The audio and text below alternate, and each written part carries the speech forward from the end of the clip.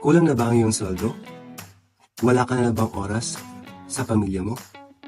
Kung ito ang iyong problema, panoorin mo ang video ito. Ako, bilang isang OFW, hindi ko na alam kung paano ko pagkakasyahin ang aking income o sweldo. Lalong-lalo na dito ako nakatira sa Japan. Ang mamahal ng mga bilihin at ang dami kong binabayaran ng mga taxes.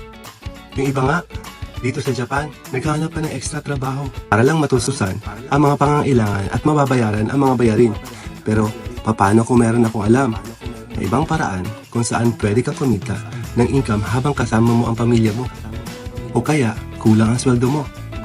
Kaya kung gusto mong tulungan kita sa negosyong ito na patok at nakakabago ng buhay ng maraming tao katulad ko, interesado ka, i-message mo ako sa FB account ko kaya sa Instagram.